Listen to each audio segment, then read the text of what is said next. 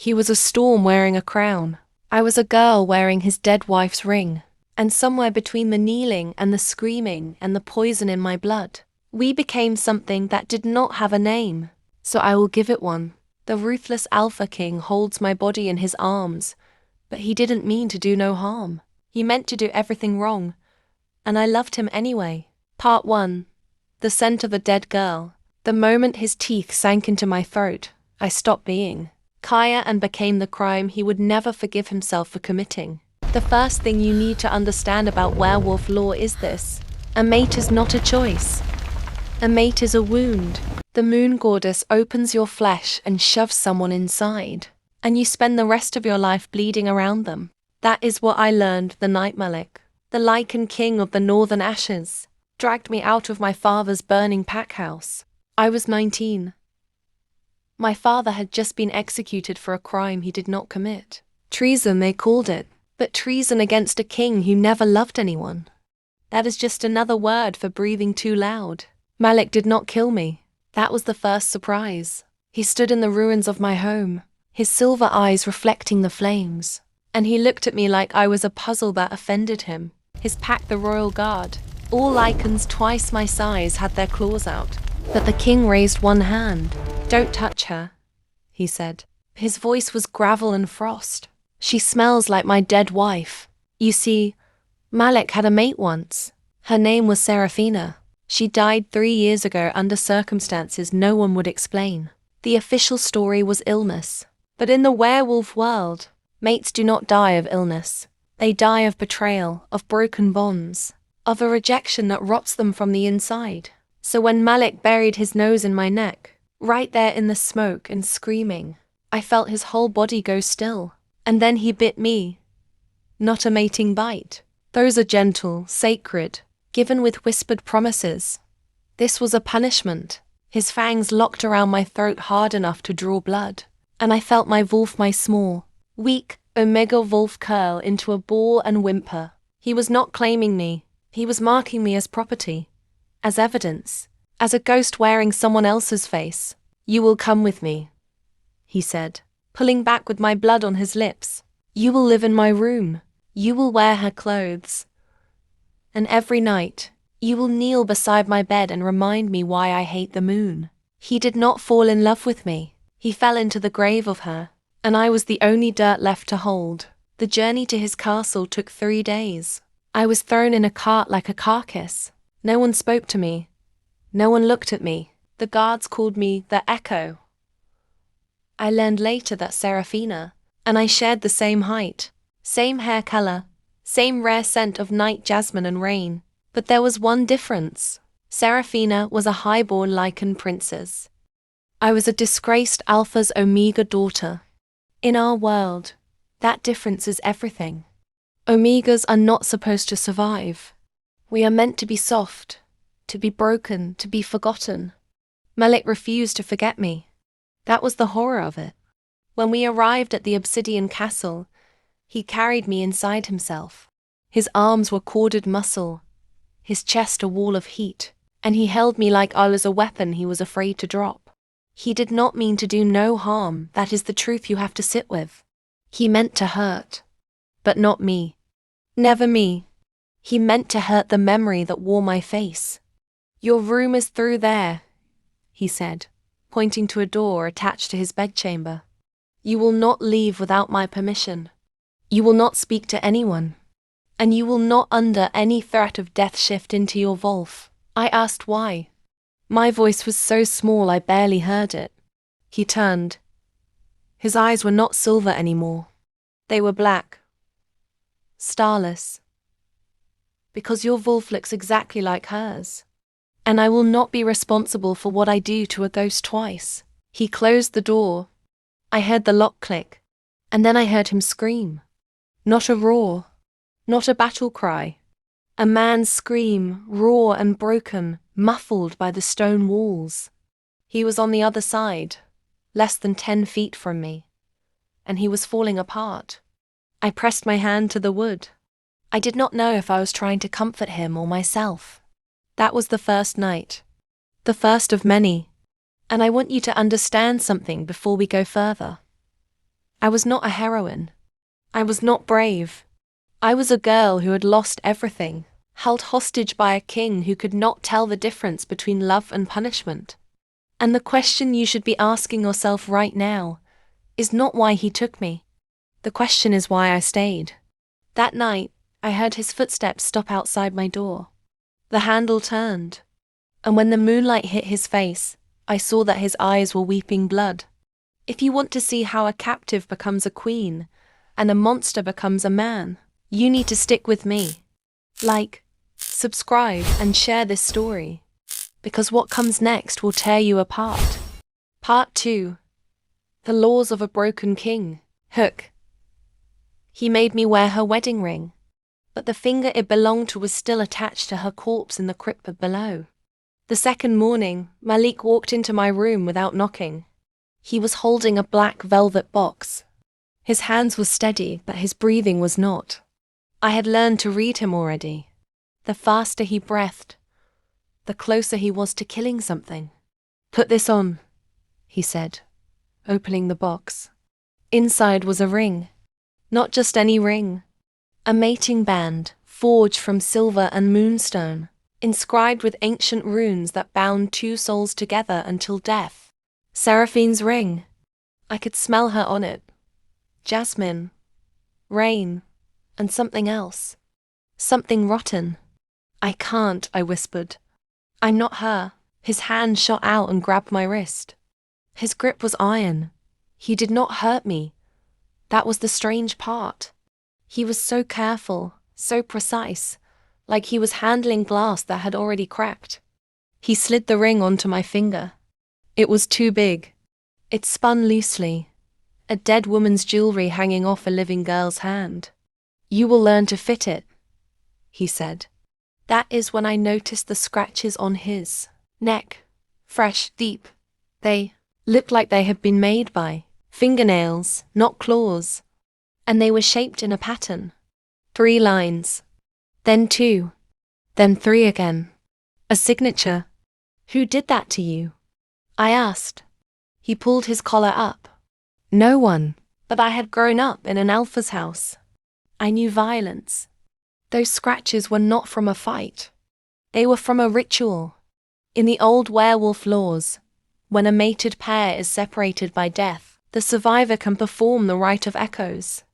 They cut themselves in the pattern of their lost mate's bite. They invite the pain. They try to trick their own bodies into believing the bond is still alive. Malik was not mourning Serafina. He was pretending she never left. Let me explain something about Lycan kings. They are not like regular alphas.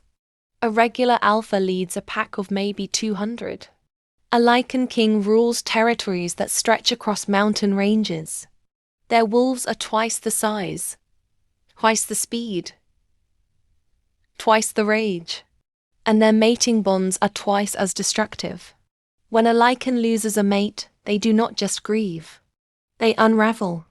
Their wolf goes feral. Their human side starves. Most of them die within a year. Malik had survived 3 years. That meant he was not strong. He was sick. And I was his new symptom. He made me a schedule. I want you to hear how insane this was.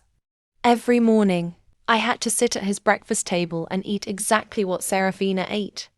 Oatmeal with honey, no berries. Every afternoon, I had to read from her favorite book, a romance novel about a human who falls in love with a werewolf, which is ironic considering Serafina was a werewolf who fell in love with a monster. Every evening I had to sit in front of his fireplace while he brushed my hair. 100 strokes. No more, no less. And every night I had to kneel beside his bed and listen to him talk to her. "She used to laugh at my jokes," he said on night 4. "She used to say I was too serious. She used to." His voice broke. He was staring at the ceiling, and I was on the cold stone floor, my knees aching. "She used to call me Mal. Only her. Only ever her." I said nothing. What could I say? "Sorry your wife died. Sorry I look like her. Sorry you are using my body as a tomb." But here is the part I did not expect. The part that makes this story dangerous to read. Somewhere between the oatmeal and the hair brushing and the kneeling, I started to feel something. Not love. Not yet. But pity. And pity, in a cage, is the first step toward forgiveness. One night, he fell asleep mid-sentence. His hand was dangling off the bed, and without thinking, I took it. His fingers closed around mine like a reflex. Like his body knew what to do, even when his mind was drowning. He pulled me up onto the mattress. He wrapped his arms around me, and he whispered into my hair, "I'm sorry, Sarah. I'm so sorry." I did not correct him. He held me like I was salvation and sin at the same time. And I let him, because being wanted for the wrong reason is still better than being forgotten for the right one. That was the night everything changed. Because when I woke up, he was watching me. His eyes were clear, silver, aware. And he said 4 words that shattered the cage. "You are not her." I waited for the violence, the rage, the banishment. But he just looked at me, and for the first time he really saw me. Kaia, the Omega, the orphan, the girl who smelled like night jasmine but had never been loved by anyone. "Why haven't you tried to escape?" he asked. I thought about it. The truth was ugly. Because outside this room, I am nothing. Inside this room, I am at least a memory. A memory is better than nothing. He flinched. Actually flinched. The Lycan king of the northern ashes, the monster who burned my father's house, flinched like I had slapped him. Then he got out of bed, walked to the window, and said, "Tomorrow, you will shift." My heart stopped. "You said, I know what I said." He turned. His face was unreadable. "But I need to see her. Just once. I need to see if the pain is still there. And if it is." He smiled. "It was the saddest thing I have ever seen. Then I will finally know what to do with you." He opened the door and called for his guards. "Bring me the silver chains," he said. "And bring me the priest. If her wolf looks like Sarah, we are going to need an exorcism." Part 3. The Wolf and the Mirror. I shifted, and the king dropped to his knees. Not in reverence, in terror, because my wolf opened her mouth and spoke his dead wife's final words. The silver chains were cold. They wrapped around my wrists and ankles, not to hurt me but to anchor me. In the werewolf world, silver does not kill us. It just reminds us we are animals. It keeps us from running. Malik stood 10 feet away, his arms crossed, his jaw locked. Around us, the royal priest and ancient, Lycan named Mordecai, drew a circle of salt and ash on the stone floor. "If she shows signs of possession," Mordecai said, "I will perform the severance." "You understand this, my king?" Malik nodded. His eyes never left me. I wanted to tell him I was scared. I wanted to tell him that I had not shifted since I was 14, when my father locked me in a cellar and told me my wolf was too ugly to be seen. I wanted to tell him that my wolf was not Seraphina. My wolf was a creature of shame and silence.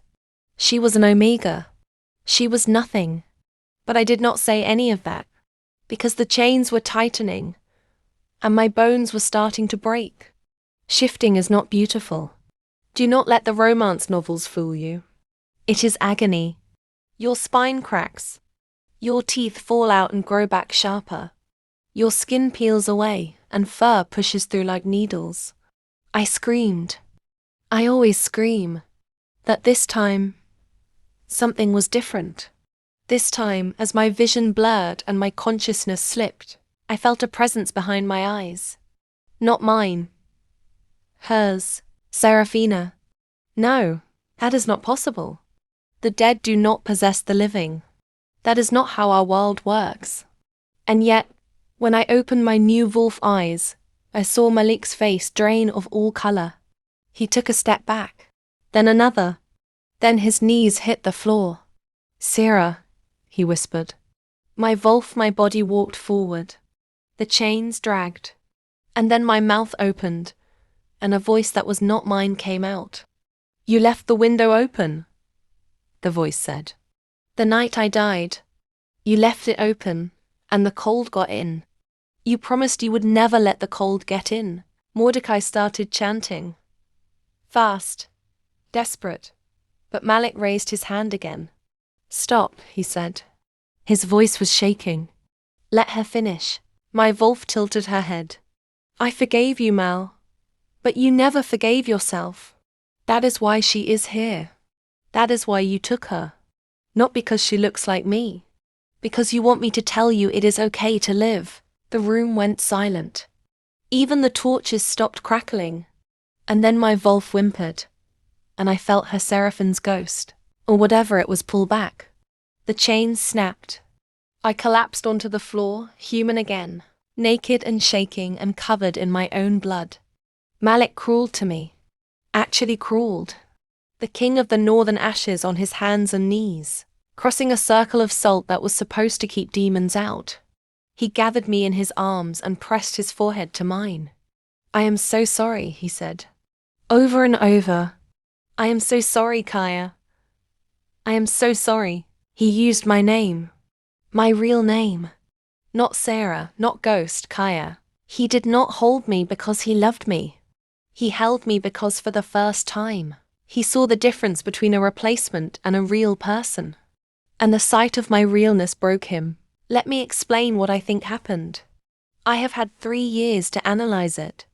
Seraphina did not possess me. That is not how death works in our world. But bonds mating bonds, they leave echoes. Seraphine's soul was gone, but her love for Malik had carved a channel into his very DNA.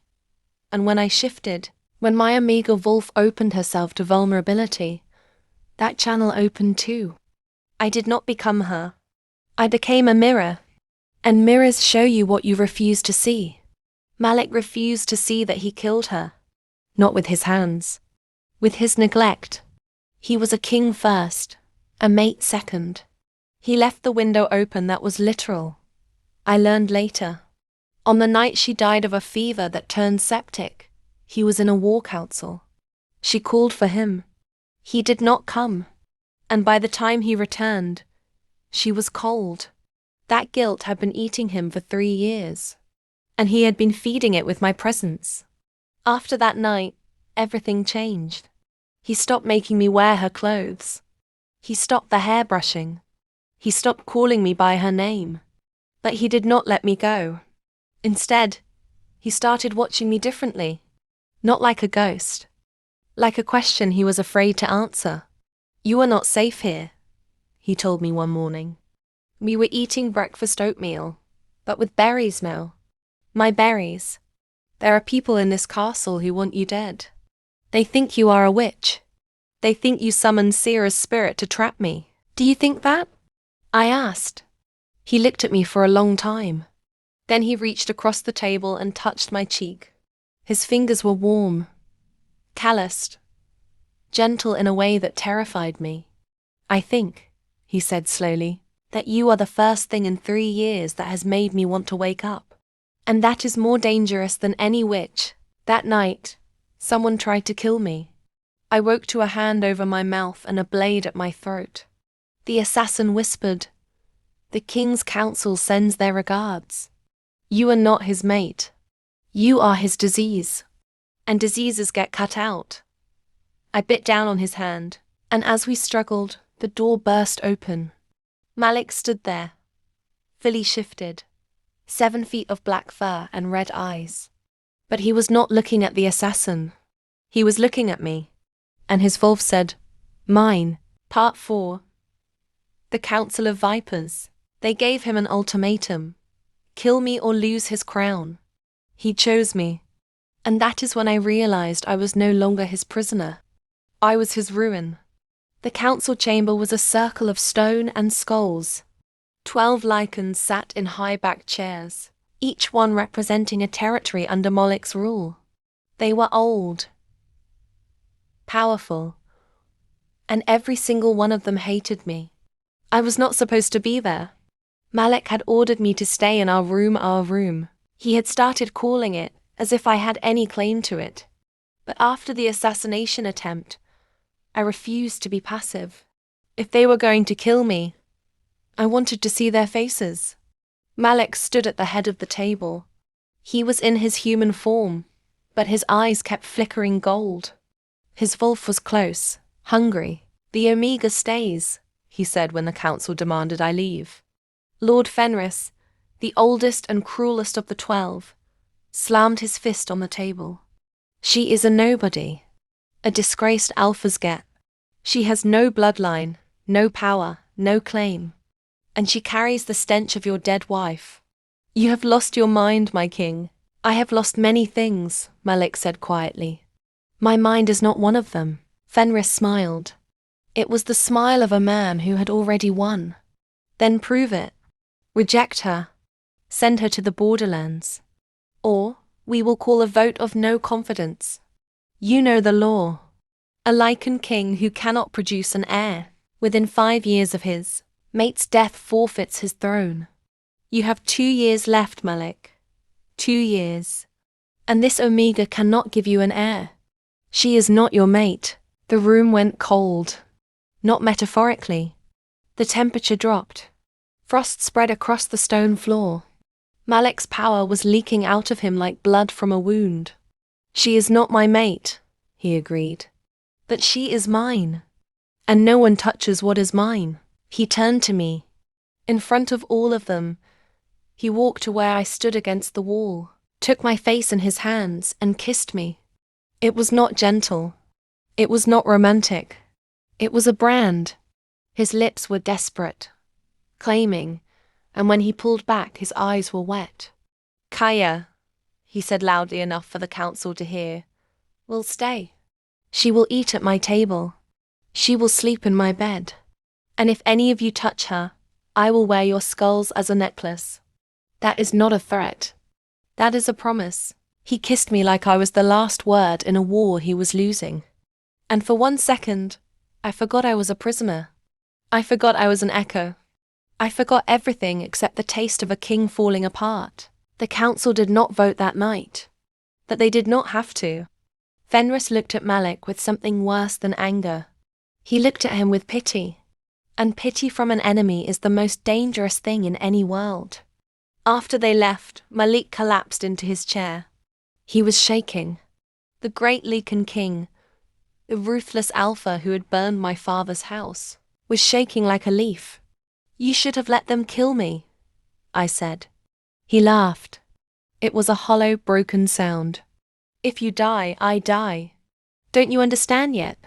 You are not my mate. But you are my anchor. The only thing keeping my wolf from turning feral and slaughtering everyone in this castle. Without you, I become the monster they already think I am." I walked to him, slowly, carefully. I had spent so long being afraid of this man. But fear and understanding cannot live in the same body for long. I knelt in front of his chair, not as a servant, not as a ghost, but as a choice. "Then teach me to fight," I said. "Teach me to be strong. If I am going to be your anchor, I need to be made of iron, not flesh." He looked down at me. For the first time, I saw something in his eyes that was not grief or guilt. It was hope. Small, fragile, but real. "Tomorrow," he said, "at dawn, we start." That night, he did not make me kneel beside his bed. He pulled me onto it. He wrapped his arms around me. And he did not whisper her name. He whispered mine. "Kaia," he said into my hair. "Kaia, Kaia." I cried. I do not know why. Maybe because I was finally being seen. Maybe because I was finally seeing him. Maybe because somewhere between the oatmeal and the assassination attempts, I had stopped being a victim and started being a woman who was choosing to stay. And that is the thing about dark romance. It is not about finding a good man. It is about finding a broken one and refusing to let him shatter alone. The training started the next morning. Malik was a brutal teacher. He threw me to the ground 100 times. He made me run until my lungs burned. He taught me to throw a punch, to block a claw, to shift on command without screaming. He did not go easy on me. That was how I knew he respected me. 2 weeks passed. Then a month. The council watched from the shadows. Fenris sent more assassins. Malik killed them all. I killed 2 myself. The first time my claws opened a man's throat, I threw up. Malik held my hair back. He did not say it gets easier.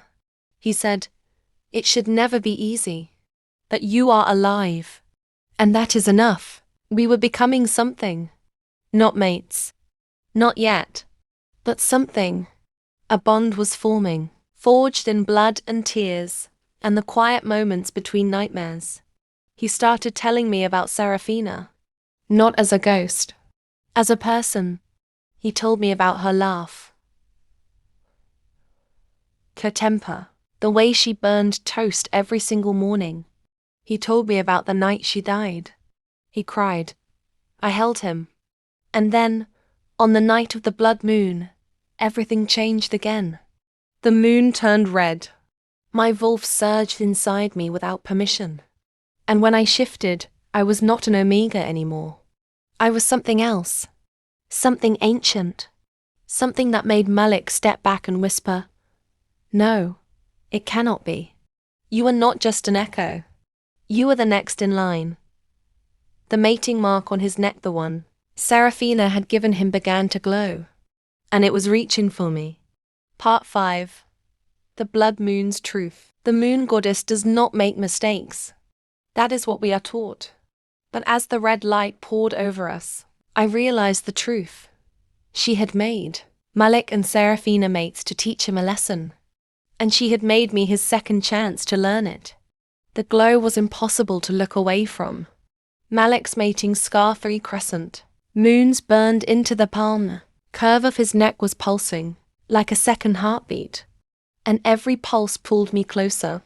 My shifted wolf, this new ancient thing I did not recognize, walked toward him on silent paws. I was not in control. I had never been less in control.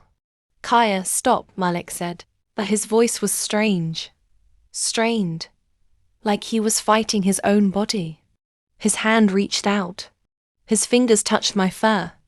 And the moment they did, I saw everything. The vision hit both of us at once. I know because he gasped at the exact same second I did. We were in a forest, not the northern ashes. Somewhere older. Somewhere the trees had eyes, and the ground remembered every drop of blood ever spilled. A woman stood in the center of a clearing. She was made of moonlight and shadow. The moon goddess. I knew her the way you know a nightmare you have had since childhood. Malik, she said. Her voice was not kind. You have been asking why I took Serafina. Why I gave you a mate only to rip her away. The answer is simple. You did not deserve her. You were a king who forgot how to be a man. You loved power more than you loved her.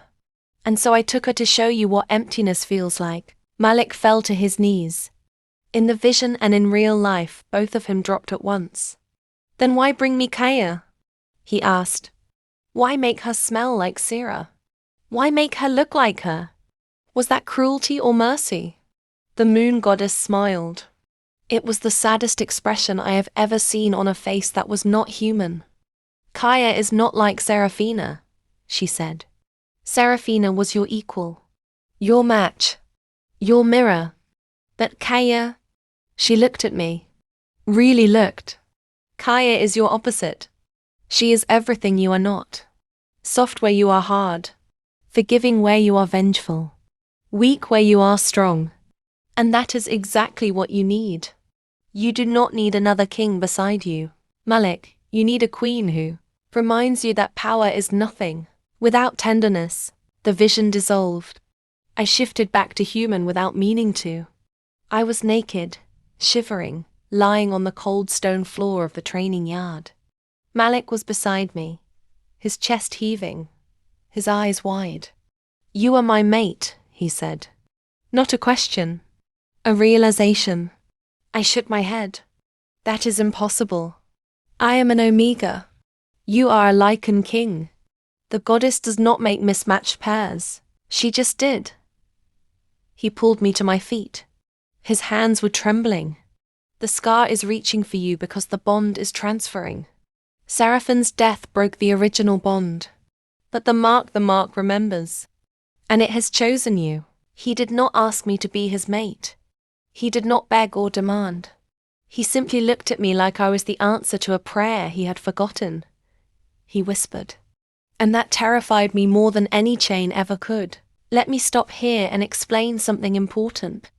In werewolf lore, a transferred mating bond is almost unheard of. It happens once every few centuries. It requires 3 impossible things: the death of the original mate, the survival of the surviving mate beyond the normal grieving period, and the presence of a third, wolf who carries the exact energetic signature of the lost one. Not the same soul, the same signature, like a key fitting a lock that was melted and reforged. I was that key, not because I was special, because I was broken in the same shape as his grief. The council found out within hours. Fenris stormed into the castle with 12 armed guards. His face was purple with rage. You cannot bond with her, he snarled. She is an Omega. A mating with an Omega weakens the bloodline. It is forbidden. Malik stood in front of me. He had not shifted, but his claws were out. The goddess has spoken. Are you defying the goddess, Fenris?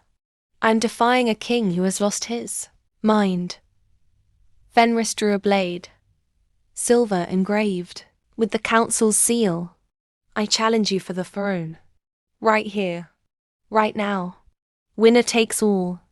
And when I win, I will burn the Omega alive. The challenge was legal. I knew it. Malik knew it. Every wolf in the room knew it.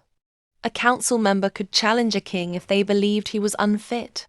And Fenris had been waiting for this moment for decades. Malik looked at me. Just for a second. His eyes asked a question. Do you trust me? I nodded. He turned to Fenris. I accept. The fight lasted less than 2 minutes. Malik was faster, stronger, younger. But Fenris was cruel. He fought dirty. He threw sand in Malik's eyes. He aimed for his knees. He whispered insults about Seraphina, about me, about every weakness Malik had ever shown. And for a moment, Malik hesitated.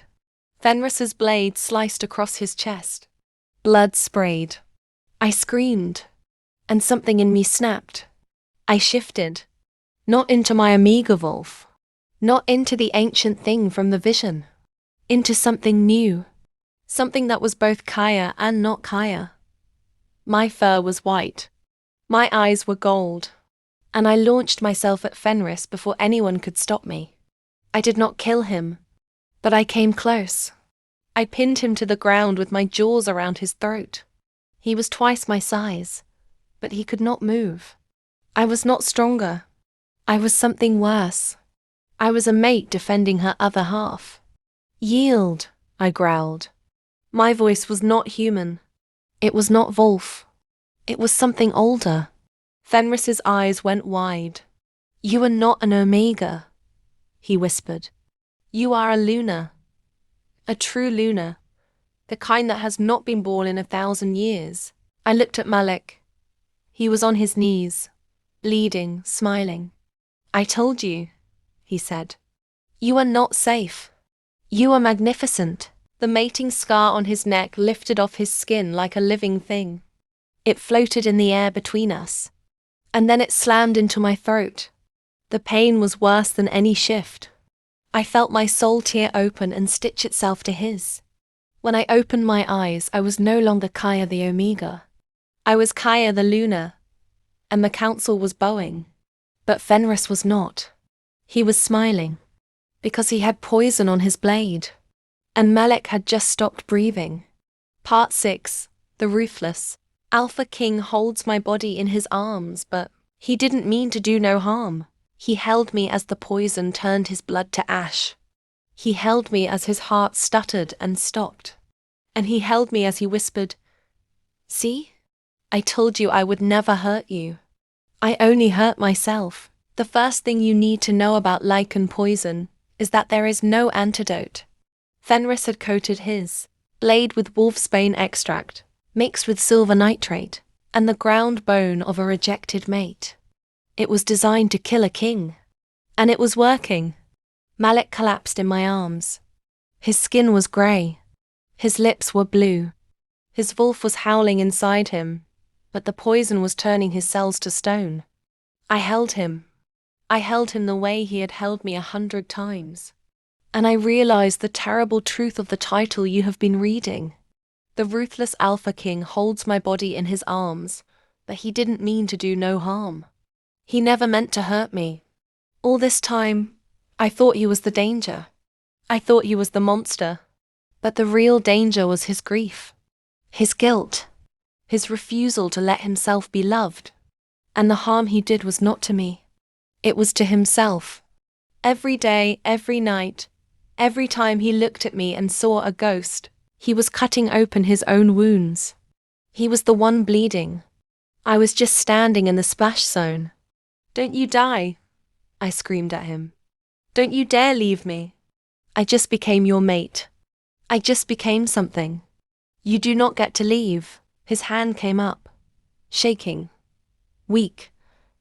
He touched my face. "Kaia," he said, and his voice was already far away. "You were always something. I was just too blind to see it." He did not mean to do no harm, but harm found him anyway. Because that is what happens when you spend years running from love. It catches up. And it always asks for a price. The council was frozen. Fenris was in chains. But no one knew what to do. The poison was spreading. Malik had maybe 10 minutes left. I looked at the mating scar on my neck. It was glowing, pulsing. I remembered something my grandmother told me when I was a child, before she died. She said, "A mating bond is not just a connection. It is a river. And if one bank is drowning, the other can pull it back. But only if you are willing to drown too." I did not hesitate.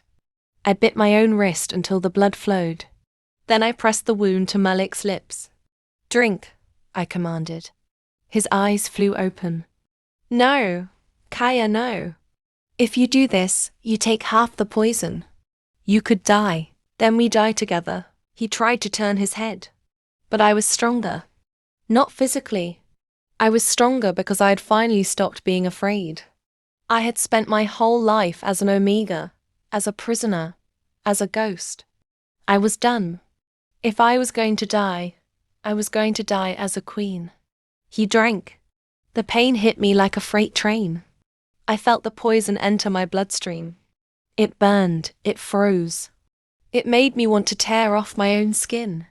But I did not let go. I held his head to my wrist and I made him drink until his color returned and mine faded. And then I collapsed. I do not know how long I was unconscious. Hours. Maybe days. When I woke up, I was in Malik's bed. He was sitting beside me, holding my hand, his eyes red from crying. "You stupid, brave, impossible woman," he said. "You saved me, did I?" My voice was a croak. "I feel like I am dying." He laughed. It was wet and broken and beautiful. "You took half. The poison is still in you. But it is diluted now. My wolf is fighting it. Your wolf is fighting it. We are going to live. Both of us." I looked at him. Really looked. The grief was still there. The guilt was still there. But underneath it, something new was growing. Something like peace. "What happens now?" I asked. He leaned down and pressed his forehead to mine. "Now, we figure out how to be mates. Not because the goddess said so. Not because of a scar or a bond or a law. Because we choose each other. Every morning. Every night. Even when it is hard. Especially when it is hard. Here is what I learned. And I want you to sit with this, because it is the reason I told you this story. Love is not about finding someone who is not broken. Everyone is broken. Malik was a king who lost his mate. I was an omega who lost her father. We were both walking wounds. But love is about finding someone whose broken pieces fit with yours. Not perfectly, not without pain, but in a way that makes the mending possible. Malik did not mean to do no harm. That is the truth of every hurt person. Most of us do not wake up wanting to destroy the people we love. We wake up wanting to be held. But we are so scared of the holding that we push away. We bite. We run. We build castles of grief and call them protection. The second thing I learned is that you cannot save someone who does not want to be saved. For 3 years, Malik drowned in Seraphine's memory. I could not pull him out. He had to reach for the surface himself. And he did. Not because of me. Because of the choice he made when he looked at me and said your name. Not hers, yours. The third thing, and this is the most important, is that strength is not about being unbreakable. Strength is about breaking and still choosing to show up. I was an omega, the lowest of the low. And I became a Luna because I refused to stay small. You are not small either. Whatever cage you are in, grief, fear, a bad relationship, a pack that does not see you, you have the right to bite your way out. So here is my question to you, and I want you to answer it honestly. Who are you holding in your arms right now that you never meant to harm? And who is holding you? Because the ruthless Alpha King held my body. But in the end, I held his soul. And that is the only kind of love worth fighting for. If this story made you feel something, anger, hope, tears, that ache in your chest that will not go away, then you need to share it. Like this post. Subscribe to my page. Send it to someone who needs to hear that broken people can still become queens. And then look in the mirror and ask yourself the question Kaia asked herself every single night in that castle. Am I staying because I am trapped? Or am I staying because I choose to? The answer will change your life. Subscribe, like, share. And remember, the moon goddess does not make mistakes. She just takes her time. The end.